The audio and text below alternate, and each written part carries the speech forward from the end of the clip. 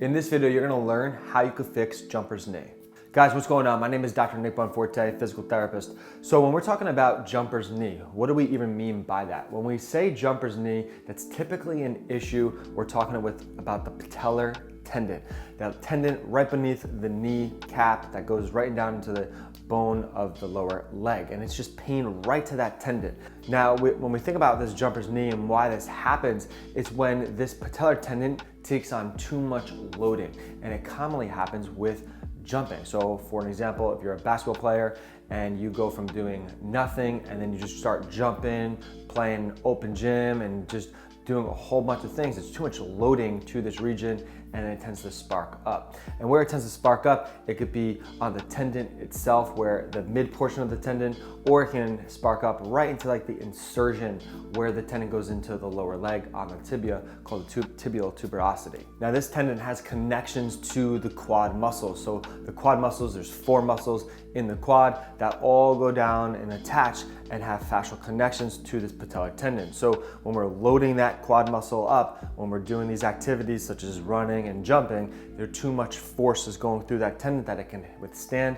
Tearing happens within that particular region and it sparks up in pain. So some initial courses of action that we have to take with dealing with a jumper's knee and a sparked up patellar tendon is figuring out and monitoring the loading capacity of the tissue. We can't just keep hammering in your workouts, going 0 to 100 and not calming down. We have to figure out the activity level that won't spark up the discomfort and it stays below that threshold, and then that way you can still continue to do whatever you're doing without it sparking up. And then at the same time, you start to implement some lower level stuff to isolate that patellar tendon to make it stronger and withstand more stress and force for the long term. So let's dive into a few exercises right now. So with this exercise, it's super simple. This is just wall sits, and the idea here is to load the quad that goes into the patellar tendon isometrically. So with this one, it's obviously not a very, very intense exercise, but it's obviously less intense than maybe jumping. So by doing this, we lower the intensity of the exercise and we load it from an isometric standpoint, which has been proven to increase the strength of the muscle and the tendon and also lower pain. So by doing this simple looking exercise, we actually can make some really good headway in terms of treating this jumper's knee or this patellar tendonitis issue. Now, progression off of isometrics is when the symptoms calm down and it's not sparked up as much, we have to put the tendon and the muscular region through more of a lengthening fashion to load it up a little bit more. So going off this is another simple looking exercise, but can be super effective throughout this process. So this one is just a forward reach. Now with this one, I'm on a slant board. So when I'm on a slant board, my heel is elevated and that forces the knee to go even further over the toes. Now, why is that important? Is because that's more of a knee dominant strategy and it helps bias that particular region. Now, this isn't the first exercise that you would be doing right when you're dealing with a jumper's knee problem. This is implemented a little further into the plan of action to start addressing this. So when the symptoms are lowered, able to withstand more force and more loading, that's when it's typically implemented to see the response of how it's doing with this. So again, heel is elevated, I'm reaching down with my opposite leg towards the ground, really biasing this quad region, which then obviously has connections to the patellar tendon,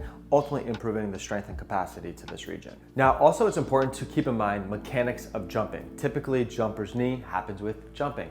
A lot of times, people jump and they don't even know how to land. So when you start jumping, you should figure out and teach your body how to absorb the force and the load that it's going through before you just start jumping and try to dunk the ball or something like that. So this one, I'm just working on depth drops. The idea here is to control the body from an elevated surface. I drop down and then I stay in that position for an isometric. I just hold it, and what that is doing is teaching the body how to land properly. Now, do you land like this in everyday life or in a basketball game or other aspects of your things that you're doing that could potentially spark it up?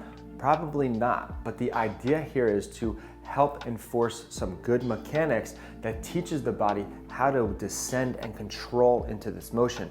You're not gonna land in a perfect squat position from a jump every time, but when we start adapting the body to withstand that type of loading that it will take it could ultimately help this in the long run. So there you go. Hopefully you found some value in some of these exercises and learned some things and understand a little bit more about jumper's knee, what's happening, and some things you can start to do to solve this type of issue. Guys, if you did find some value in this, I would really appreciate it if you subscribe, like, comment, leave any questions down below. And also don't forget to turn on your post notifications so you never miss a video once I release it.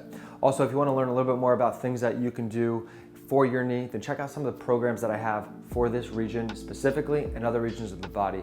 And I also have some free guides right on my website. I'll leave the link in this video or down below in the description. Head right over to the website, check it out, learn a little bit more about how these programs or guides can be beneficial for you. This is Dr. Nick. I'll see you next time.